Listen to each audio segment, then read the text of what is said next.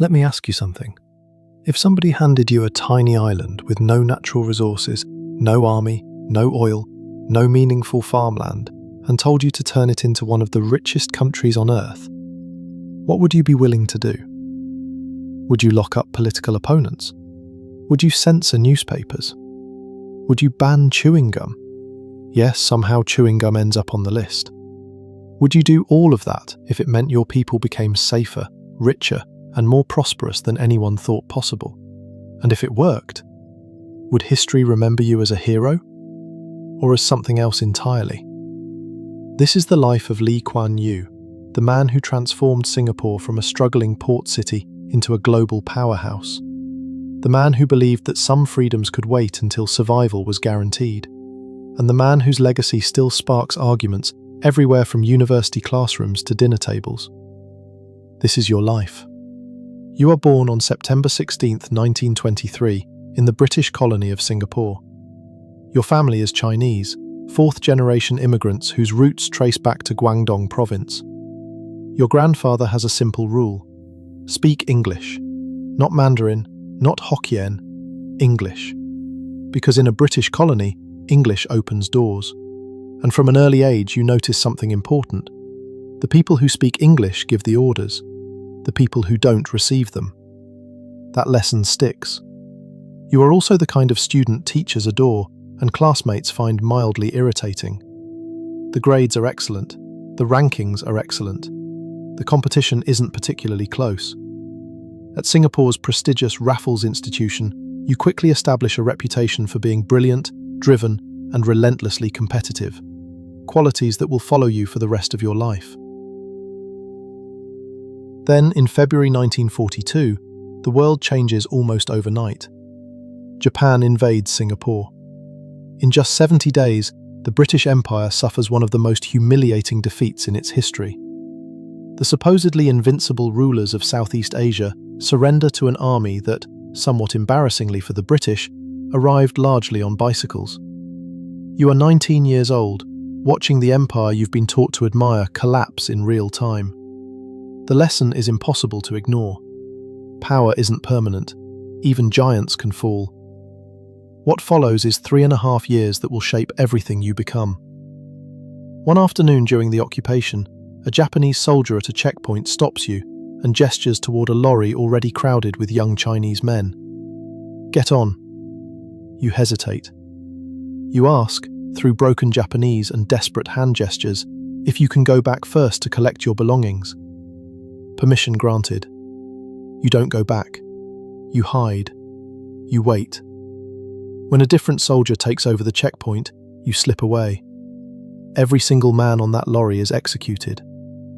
You spend the rest of the occupation turning that moment over in your mind, and you notice something about how the Japanese govern.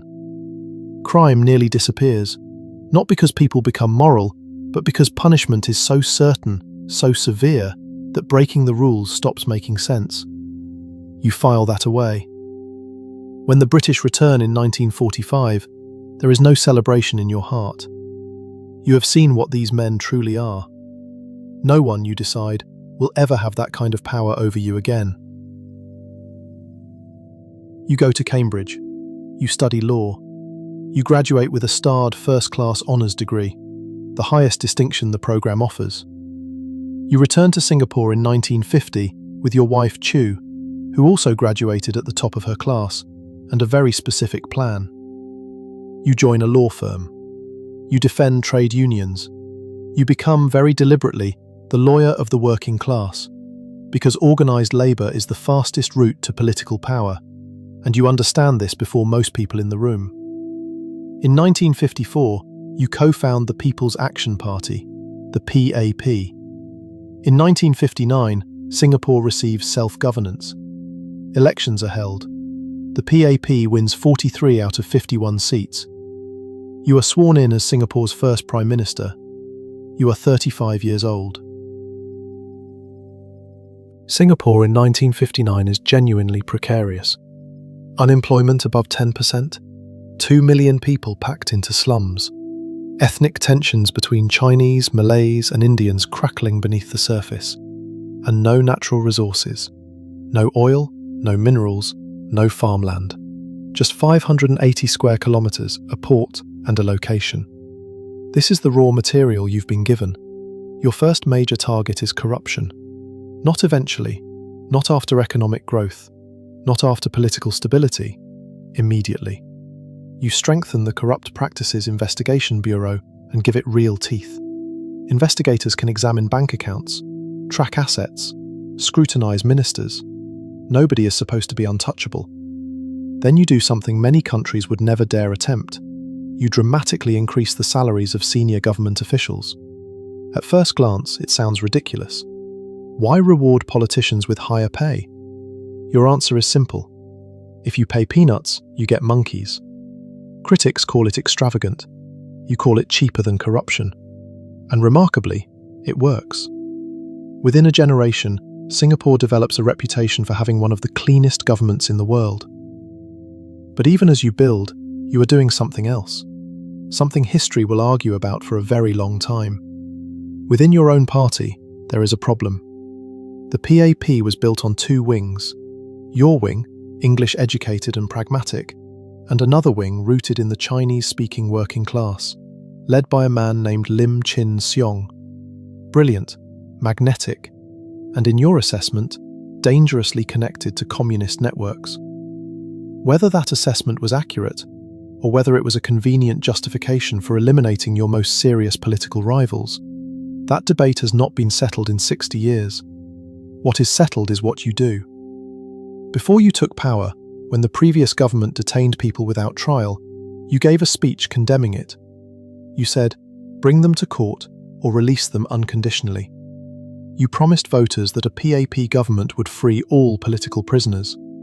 You said, in public, on record, we don't abandon our comrades in arms. Then you won the election. On February 2nd, 1963, in a single night, 113 people are arrested under the Internal Security Act, a law that allows detention without charge, without trial, for as long as the government decides. Politicians, union leaders, students, activists. Some will be held for years. One founding member of your own party will be imprisoned for nearly 20 years without ever being formally charged with anything. The operation is called Cold Store. It effectively ends organised opposition in Singapore. Your only serious rival party is gutted overnight. From this point forward, the PAP wins every single general election. Not through ballot stuffing, but through a combination of genuine results and a political environment where sustained opposition becomes nearly impossible. You have built a democracy, and then you have made it very difficult to lose one. On the morning of August 9th, 1965, you receive a document. Singapore is being expelled from Malaysia, which is not how independence usually works. Most countries spend years fighting for it. Singapore receives independence the way someone receives an unexpected breakup text. The decision is final. There is no negotiation, no appeal, just a sudden realization that your tiny island is now entirely on its own, and that terrifies you. Years later, many people will look back at this moment as the beginning of Singapore's rise. But sitting there in August 1965, it doesn't feel like the start of a miracle. It feels like disaster. That afternoon, you sit in front of the television cameras for a press conference. You begin to speak. And then, Lee Kuan Yew, the man who built his career on iron discipline, breaks down. Tears run down your face on live television. You call it a moment of anguish. Not triumph, anguish. Then you collect yourself, and you go to work. You decide Singapore will become the easiest place in Asia to do business. Low taxes, reliable courts, efficient bureaucracy, minimal corruption, no nonsense. Then you make an offer to the world's largest companies. Come here, build here, invest here. And to the surprise of many observers, they actually do. Shell, Texas Instruments, Hewlett-Packard, Philips. One after another, multinational corporations begin treating Singapore less like a tiny island and more like a serious economic destination. Factories appear, jobs multiply, The economy starts accelerating. Then it keeps accelerating. You pour resources into education, not because it's noble, because it's necessary. Singapore cannot compete with larger countries in land, resources, or population. The only thing Singapore can realistically produce is highly skilled people. So that's exactly what you focus on. Schools become tougher, standards rise, teacher quality improves. English becomes the language of instruction, not because you want to erase local cultures, because English is becoming the language of global commerce, and Singapore intends to compete globally. By now, something unusual is happening. The numbers are no longer impressive, they're absurd. Between 1965 and 2000, Singapore's economy grows nearly 38 times. Per capita income skyrockets from roughly $400 a year to more than $20,000. By the time you step down, Singapore's average citizen is wealthier than the average citizen of the country that once ruled them. The British Empire spent generations governing Singapore. You needed a few decades to surpass it. And now we arrive at the question that has followed Lee Kuan Yew for decades. Was it worth it? Because the costs were real.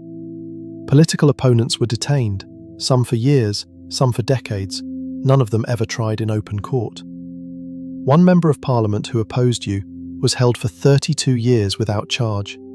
32 years. Longer than Nelson Mandela spent in prison. Press freedoms were restricted. Critics found themselves fighting defamation suits with the resources of the state behind them. Newspapers that pushed too hard found circulation mysteriously constrained. The international press freedom indexes put Singapore near the bottom, year after year. And through all of it, you said the same thing. Without order, there is no growth. Without growth, there is no freedom worth having. None of that can simply be ignored, but neither can the results. The Singapore Lee Kuan Yew inherited was poor, divided, and uncertain. The Singapore he left behind was wealthy, orderly, and admired around the world. When he died on March 23, 2015, the lines to pay respects stretched for kilometres. People stood in the rain for hours. Old men who grew up in the slums and now owned their apartments. Young people who had only ever known a Singapore that worked. So where should we draw the line? How much freedom should a society sacrifice for stability? How much authority should a government hold if it genuinely improves people's lives? There are no easy answers. People are still arguing about them today. Lee Kuan Yew had his answer, and Singapore became his evidence. You have just lived it.